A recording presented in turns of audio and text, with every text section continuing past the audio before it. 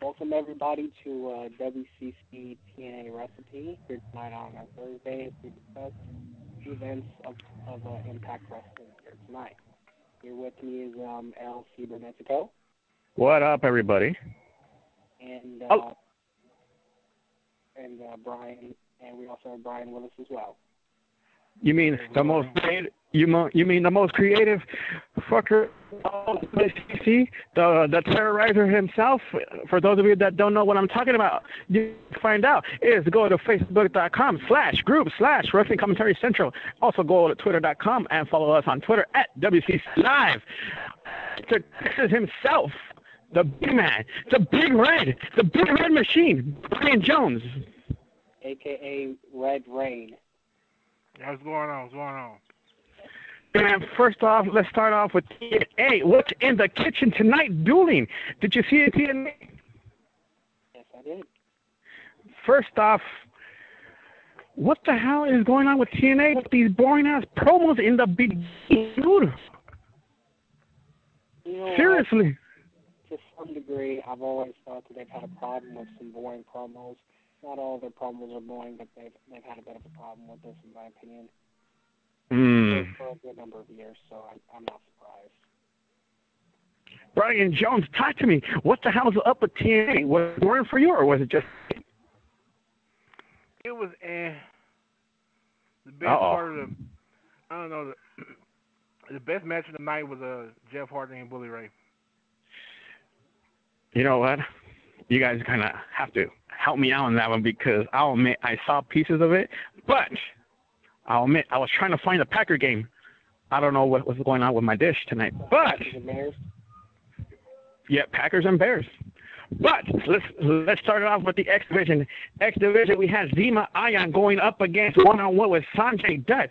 By the way, did this guy have surgery, or is it just playing around with tape on his shoulder? Sanjay Dutt, I've been watching TNA since, basically the early days. He has always had that tape on his shoulder. Oh, okay. So that's like his gimmick, right? Even in 2005, 2006, 2007, even when he first came. For the most part, he's always had that tape on his shoulder. Right. I don't know, maybe, I guess for whatever reason he's always had it, but it's just something I noticed. I see what you mean. This match lasted about a good 8 minutes. It was pretty exciting. You know what? Zema Ion is actually getting to me. He seems to be picking up his game. Literally, this guy is doing his shit correctly. I don't know what you guys think about Zema Ion. He's always said that he's not just effing pretty, but he's pretty effing dangerous. Well, he's acting up, and he's doing his shit right now. So now you take it seriously when he says that, rather than just think he's just pretty much a Rico 2.0 almost with his freaking hair. He said it, not me. Brian, seriously, Zema Ion, is he getting to you, or is he going to just be some other X Division guy? Yeah, he keeps on with the good word. He can be good big in the X Division, but I'm gonna have to give this one to Sanjay Dutt. He just surprised me tonight. I'm just like, it's been so long since I just seen Sanjay Dutt just wrestle like that, and I was like, wow. Dueling, I know you were busy for the first few minutes, but what can you tell me about Sanjay Dutt? I'll be honest with you, I really don't know nothing about the dude. Here's what I can say about Sanjay Dutt, and it's this. When he was in TNA, his original name was the Player from the Himalaya. Let me tell you something. From his early days in TNA, from now, you could say he was the fastest man in TNA. So he's the fastest in the X Division. If you see his matches, not even Chris Sabin and Alex Shelley, not even any of the longtime X Division guys can keep up with him. He is by far the fastest man in TNA. One of the most athletic dudes in TNA. I mean, that man can flip and fly anywhere you ask him to. That man is X Division personified. For someone that's never held that belt, it's a bit surprising that he's never held the belt. Brian, what do you think about Sanjay Dutt? Is this the future, or better yet, is he going to end up being a major player in TNA? I think he'll end up being a player. I think he'll eventually win that X Division title for the first time. Oh.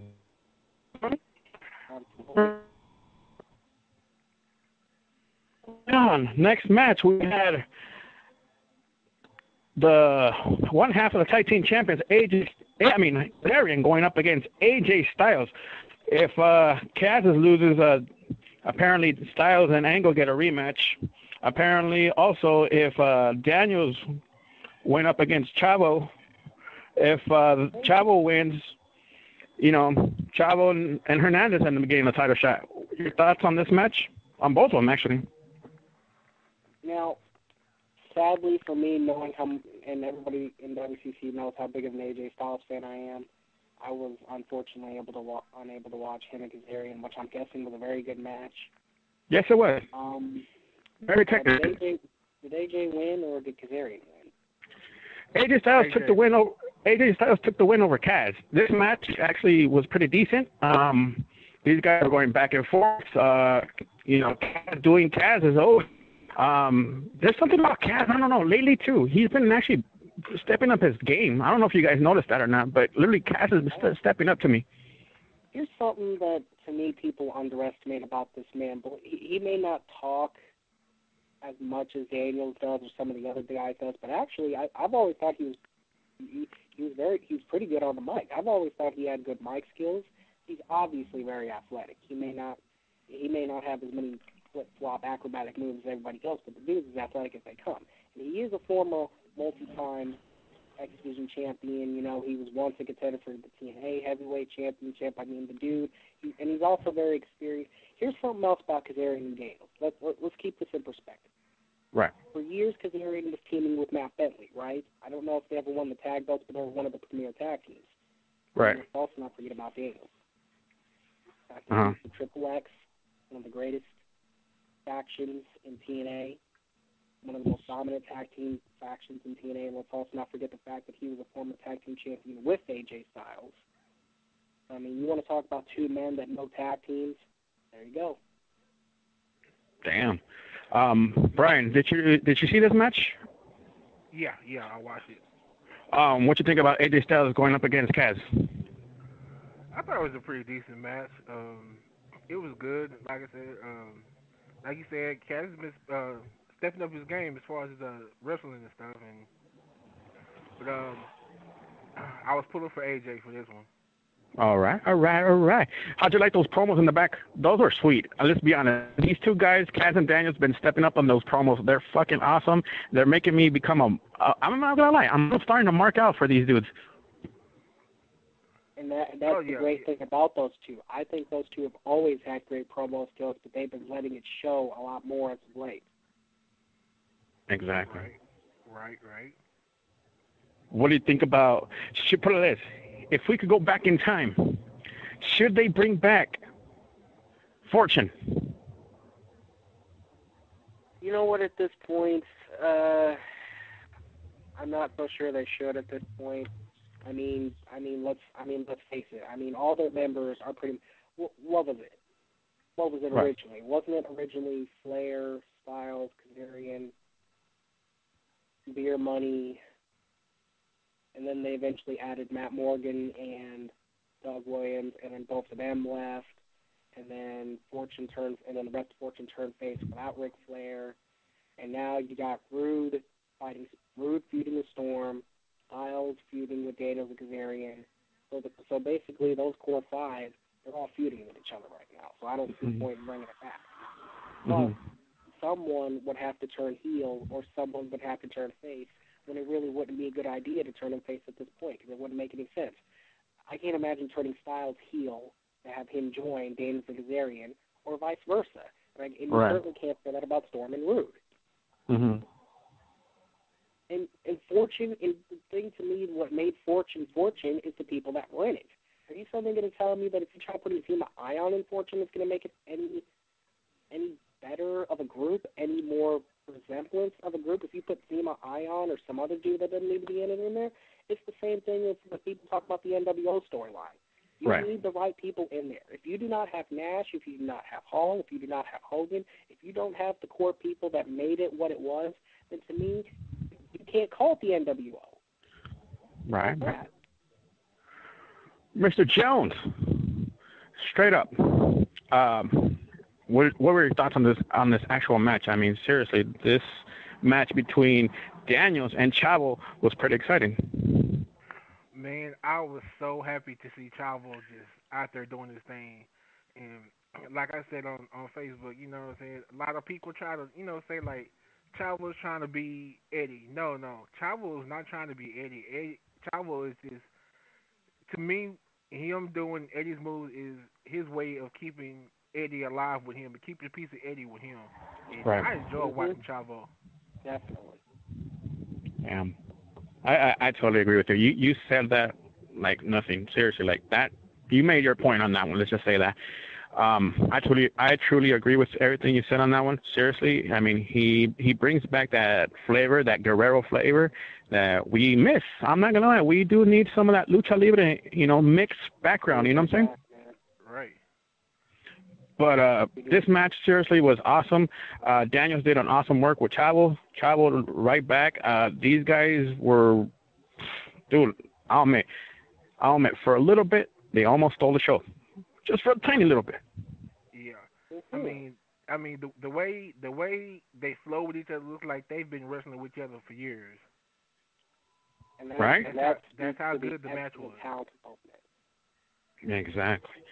Winner ended up being Chavo. So now I guess we got something Doolin likes. Probably we're going to see a triple threat, right? You know what? From the sound of it, that's what it seems like. Because then, who do you decide who gets the title shot first? I mean, do you have a double one contenders match between Styles and Angle with Chavo and Hernandez? Or I say just go ahead and let it be a triple threat tag, because I don't see how you can leave any of those guys out of Bound for Glory. Exactly. Or was this match going to go into Bound for Glory? Because I kind of got confused right there. You know, I get the feeling it will, but I'm not quite sure yet. But I think it'd be pretty stupid to have it before Bound for Glory or something like that. It's like having Santino cash in his United States title shot on Raw before Night of Champions. It's like, what the f are you doing? Right. Didn't you just at least wait until then to lose again to Cesaro? Exactly, right? This Battle Royal crap. Speaking of crap, oh, you ready for this? It's the student versus, well, it wasn't versus, more like the student came out, talked about going up against the teacher, or better yet, the teacher came out first saying, hey, you know what? Bring out my student. Her student was, or better yet, who am I talking about? I'm talking about the one and the only, that MILF, that sexy MILF herself, Tara, calling out Miss Tessmacher, saying, hey, best friend, why don't you come on out here and let me kick your ass once again? Did it happen? Beth Phoenix heel turn 2.0, as I like to call it. Ooh, Mr. Jones. Here's why. This is a bit different from Beth Phoenix's heel turn last year before SummerSlam, but here it's like this. It's like, you remember when Beth was like kind of celebrating with Kelly and then she attacked her and stuff like that? That's not to say Tara's going to come out and go, well, Tess is like a Barbie doll, nah, with all these Barbie. No, she's probably, I'm not saying she's going to do that. But, I mean, she celebrates with Tara and then she just blindsides the out of her, and Tara gets knocked out with that widow's peak. You know something? That's the first time in a long while that I've seen that I've remembered how devastating that widow's peak is. I ain't gonna lie, fellas, I'm a sucker to red hair. Fuck, seeing her with those red streaks, god dang. Wow. Here's what I'll say about Tara. I've said this a lot of times about her. She may not be one of my favorite divas or favorite knockouts, but I've always respected her. I put it like this: considering how her age and how good she looks, she's like a fine wine that ripens with age. Brian, Miss Tessmacher or Tara, who are you going to go out with tonight? Man, Tara all the way. Oh, my goodness.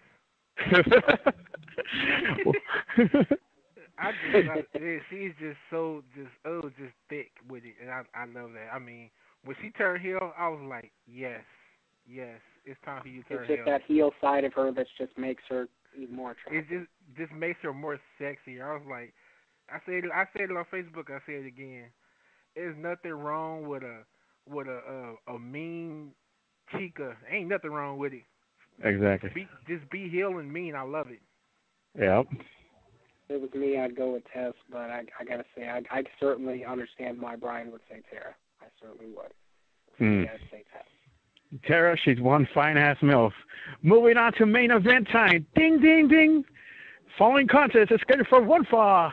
It is Jeff Hardy going up against Bully Ray. Let's be honest, gentlemen. I honestly thought Bully Ray was going to win this one. Why, people ask? Why, Al? Why do you think Bully Ray was going to win? I'll tell you why, and I'll tell you why. Bully Ray ended up signing another contract with TNA. Yeah.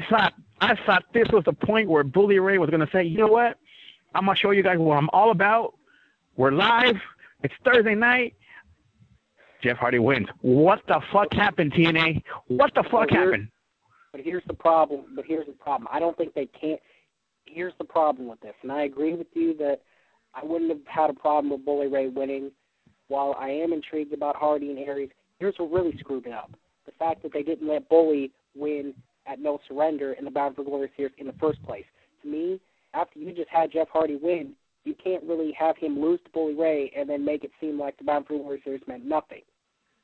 To me, I'm not saying Bully Ray shouldn't have won. I just don't think he could have won because they already made him lose this past Sunday. Like, if y'all wanted him to get the title shot in the first place, y'all should have had him win at No Surrender in the first place, and then we wouldn't have had to deal with this match to begin with. Your number one heel was inches away going back to the E. Signs with TNA. He sticks around. Mr. Jones, tell me, what's going on with TNA? I don't know. I'm starting to wonder if they screwed him. Exactly, right? But like, well, you go ahead and sign this contract, and you will be TNA World Champ. Bully Ray could lose tonight. Or no, there should have been he probably missed the line above it that says, "When we feel like it." Exactly, right? It's like, dude, move your elbow real quick. You're covering the second line. Right? It's in the fine print. Within the fine print. It's like near the end of this contract, maybe when this one's about to expire.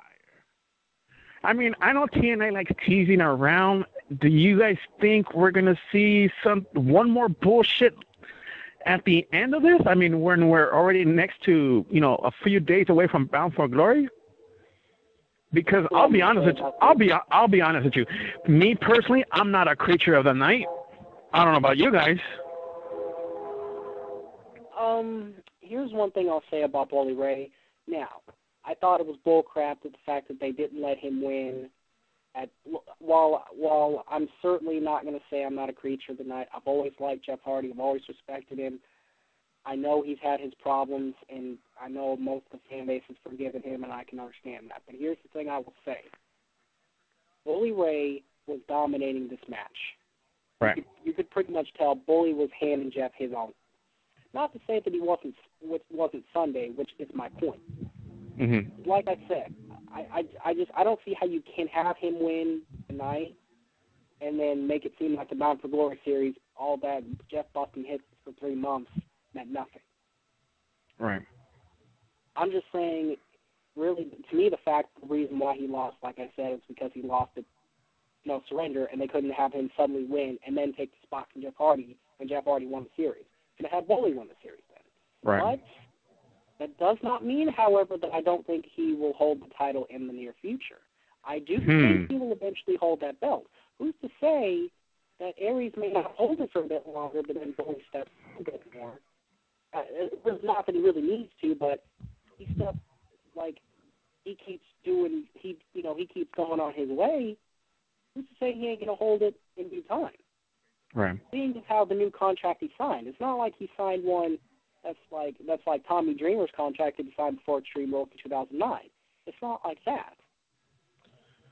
Mr. Jones, are you? He'll be there for a good long while, so there's plenty of time for him to get that belt. Mr. Jones, are you a creature of the night, or are you down with that 5150 Bully Ray style? I'm a heel to the heart, 5150. Damn. He didn't have to think about it. He just straight up said it. He's a natural heel. He's a natural hero. Exactly. But, okay, here is the question about Bully Ray signing a new contract with TNA. Where in the hell does this leave Devon now? Apparently. Devon already left, Right. I think he wants to go back to WWE. Yeah, I know. Yeah, he's gone already. But the thing was, I thought they were gonna both leave together. But since Bully Ray has resigned, where is Devon gonna end up? Ouch. I don't think he can end up in WWE, and here's 2 reasons why. First of all, Devon, that company that you, Devon, that's not the same company that you left in 2005. Let's get something straight here. That's true. The same company you left, and while they may think we all like to have short attention spans, they don't. I don't think they forgot that gesture that you and Bully gave them on your first night in TNA when you flipped them off. Basically, I don't think they forget. I don't think they forgot that. I guess Devon didn't realize what happened to Christian. Let's be honest. When Christian came back, he was punished. He was punished. He had those 2 world heavyweight title reigns, but if I'm not somebody on our very group in WCC talked about it like they were basically shut up reigns. Exactly. Like, What are you saying, Brett? He won the title now. Then to top it off, when Christian went back, they didn't put him on the B show. They put him on a C show, which was ECW. Exactly. And gave him Here's a another little thing title. to also consider. And I didn't mean to cut you off like that. I was just going to add one more point. Not just looking at Christian, look at what happened to Gail Kim when she came back. Right? But go ahead, Brian. What were you saying? It's like, they're getting punished for leaving to go into TNA and then coming back like, okay, you want to come back? Fine. But you're going to be punished for what you did. Right. For abandoning ship. Also, Brian, but let me ask you this first, since I cut you off. Let me ask you this first. Do you believe, since Matt Morgan is coming back now, DOOLIN, I know what you're thinking about Matt Morgan. Hold your comment on that one. I know what you're thinking about. I know what you're gonna say. But let me ask Brian this. Brian, do you honestly believe that they are gonna punish Matt Morgan and give him something like a stuttering character gimmick, or are they gonna treat him right and give him something new that he deserves? Well, considering how they treated him the first time he was there, I don't blame him for leaving. Right. Because that was one of the stupidest gimmicks that I've ever seen. Like, why would you even do that? And then they recycled it and gave it to Goldust when he supposedly got shocked. And I'm like, are you serious again? I was like, no, I would have left too. I honestly would have left too because they wasn't using him right. When he was actually, didn't they do it to Goldust first and then do it to Morgan, actually? Didn't Goldust get it first? No, Morgan did it first. Yeah, Morgan did it first. Wait, wasn't Goldust there before Morgan, though? Like, when did Morgan get there? I don't remember the year, but it's when Kurt Angle was still there, too. Yeah, see, Goldust didn't do it till after he got electrocuted. He got electrocuted. It was something to do with Randy Orton and Batista. I think Evolution was attacking him, and they. It was Evolution. Yeah, exactly. We sent a message to Booker T because I believe this was before WrestleMania 19 when Booker was facing the game for the World Heavyweight title. Exactly. Now, Mr. DOOLIN, the mic is yours. Let him have it. What do you think is going to happen to Matt Morgan when he enters the WWE? In 3, 2, and 1. I'm going to add on to Brian's point. The first time he was there, they treated him like crap. And that's not something that you would expect from the creative team that they had during the Ruthless Aggression era. They come up with a lot of good matches. Now, some storylines weren't really all that good, but, they weren't ridiculous like the stuttering thing. To me, right. Not only do I not blame him for leaving the first time, but but let's not forget the creative team we have now. Right. Not only do I not think they're not going to treat him right, I think they can do much worse than do the stuttering gimmick, to be honest with you. Look at all the crap they come up with the other guys here. You really think they ain't going to come up with some bullshit that's even worse than the stuttering gimmick for Morgan? Morgan's going to wish he had the stuttering gimmick compared to what they may treat him like if he comes back. Your thoughts, Brian? I don't know that. I agree with Dylan with the writers they got. I don't even know. I just hope they don't. Man, I just hope they don't do bad. Cause oh my God, that was just horrible. What they did to him the first time, I was like, if they can do something worse than that, I wouldn't even worry about even going Oh, back. believe me, they can, my friend, they can. You know what? I'm agree with both of you guys on a good point and a bad point. But let me break it down for you guys real quick. The only reason I think they will not give him something horrible to do is because he actually helped them get Alex Shelley and somebody else, but I don't know who it is. It might be, I'm not too sure of this, but it might even be he actually even helped the beautiful people get in there, because rumor has it that they're both coming to the WWE. That was Sky. Flair, because I think after the whole lawsuit thing's over, isn't Flair going to? Right. Apparently, he helped arrange all this shit to happen, to go down. That's just rumors. That's, the IWC. That's the whole IWC talking right now about that. You know what I'm saying? Apparently Morgan ended up helping these people, saying, hey, you know what? Fuck these contracts. Let's just go to WWE together. But the thing was, that the one thing that they don't like is the fact they all have to go to, WWE college, a.k.a. FCW. See, that's the thing. It's like, oh, man. You have FCW? I thought it consolidated in the NXT. No, it's FCW all the way first. Okay.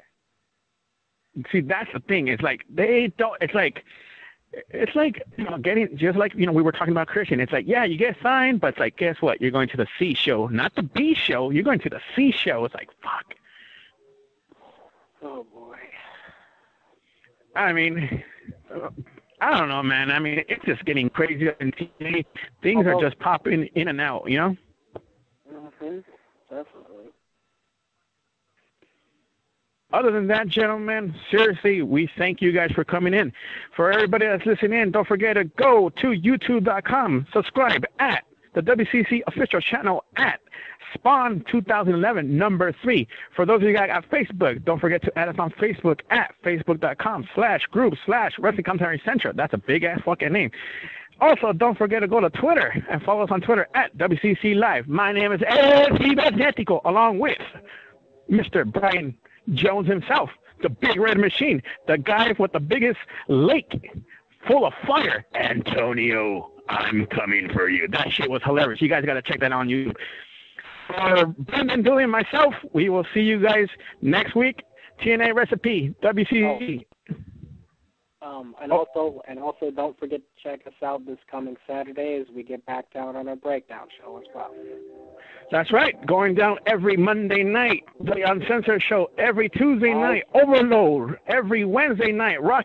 Rumbling with Maurice every Thursday night. TNA Recipe, and Saturday night bringing it to you down.